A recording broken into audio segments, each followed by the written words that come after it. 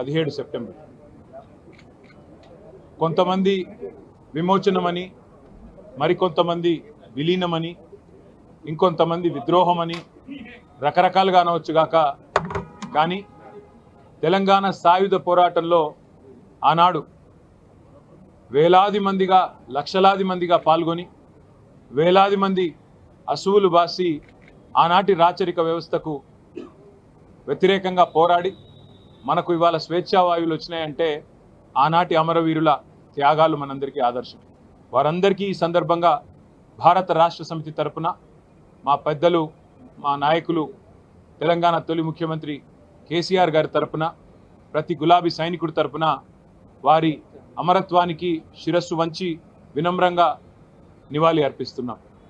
అట్లాగే తెలంగాణ అంటేనే త్యాగాల అడ్డ, పోరాటాల గడ్డ.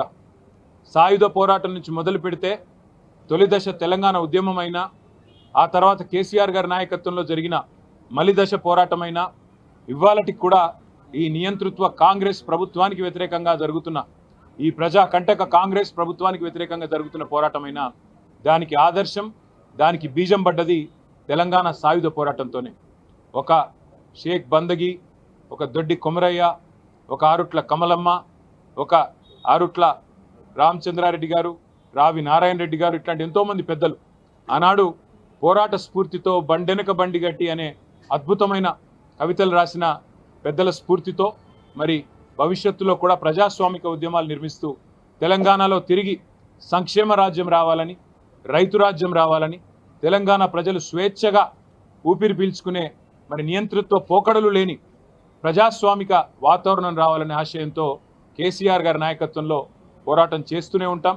ఇవాళ పోరాడుతున్న మా విద్యార్థి తమ్ముళ్ళు, చెల్లెళ్ళు, గ్రూప్ 1 పరీక్షల్లో విఫలమైన ప్రభుత్వం కోర్టు అభిశంసనతో మరి ఈరోజు దిక్కుతోచక చివరికి రౌండ్ టేబుల్ మీటింగులు పెట్టుకుంటే కూడా నియంతృత్వ పోకడలతో విద్యార్థులను అరెస్ట్ చేస్తున్న దుర్మార్గమైన వ్యవస్థ ఇవాళ మన కళ్ళ ముందున్నది.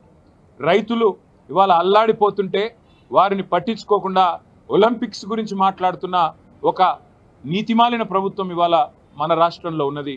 ఇట్లాంటి నియంతృత్వ పోకడలను ఆనాటి తెలంగాణ సాయుధ పోరాట స్ఫూర్తితో ఎదురిద్దాం.